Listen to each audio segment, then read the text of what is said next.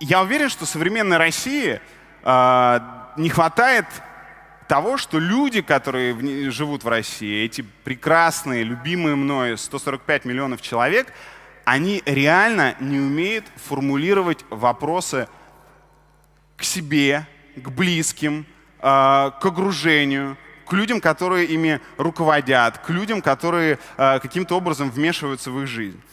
Самый простой пример. Здесь много женатых людей. Здесь много людей, которые давно живут со своими женщинами или мужчинами, у которых давняя близость.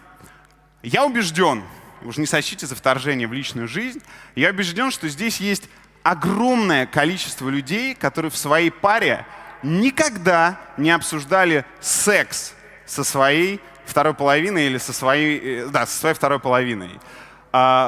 Ну реально, как? Это же как-то неловко, когда вы только потрахались, и когда вы там на разные половины кровати разлеглись, многие люди стесняются, многие люди просто уверены, ну блин, я продержался 2 минуты, она стопудово в восторге, я вообще не уверен, что она ходить сможет после этого, ведь я самец, ей хорошо, я реальный супермен. И ни у кого даже не возникает вопроса спросить: дорогая, или кто как к кому обращается, скажи,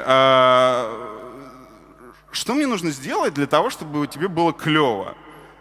В редком случае она скажет, что было клево, а если, скорее всего, она, в общем, будет каким-то образом уходить от вопроса, но если дополнительными вопросами ты ее раскачаешь, ты поймешь и узнаешь великую тайну, что 2 минуты маловато, что именно в этой позе не нравится, что огромному количеству девушек не нравится, когда их, извините, клитор трогают руками, хотя в порнухе-то мы видели то, что реально надо прикасаться, надо быть просто гориллой, когда ты подходишь к девушке. Кому-то не нравится, когда ты агрессивно сбрасываешь с нее белье или срываешь. Она в Victoria's Secret в гримерку стояла 30 минут, а ты просто жестко разорвал, и, возможно, там бретелька растянулась, которую уже не поправить. А почему? Потому что нам неловко. Нам неловко спросить, сколько человек зарабатывает. Нам неловко спросить президента: 18 лет. Что есть ваша мотивация? Что? Почему не уйти на пенсию и быть великим пенсионером или не великим, просто наслаждаться жизнью? Не принято. Не наш менталитет. Не надо спрашивать, кто сколько зарабатывает. Не надо вопрос «почему». Главный тренер сборной России по футболу сказал журналистам как-то, я не присутствовал на этой пресс-конференции, я ее видел в записи: не задавайте мне вопрос «почему».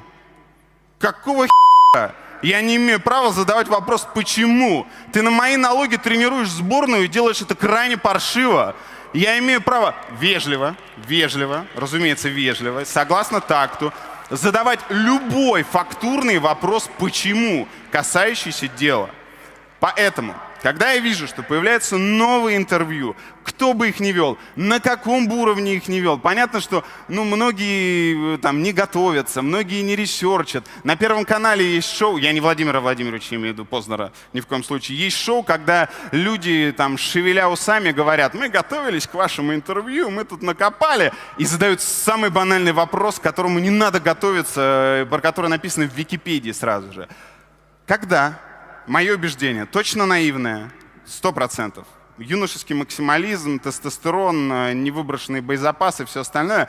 Но когда, или если все-таки, давайте чуть попессимистичнее будем, если русские люди научатся задавать вопросы близким, неблизким и всем остальным, они начнут их формулировать, то жизнь реально наладится. Потому что это основа основ, логические связи. Я плачу налоги, значит, люди, которые работают в Думе, во всем остальном, они не какие-то великие начальники, которых надо бояться. Это люди, которые должны моими налогами четко распоряжаться. Почему они это не делают? И вот такая логика. Я верю, что... Поэтому всем ребяткам, которые выходят в интервью, я так хочу, чтобы они научились, или уже те, кто умели, продолжали этот жанр осваивать, потому что чем больше людей научатся вопросы задавать, тем круче будет для каждого из нас.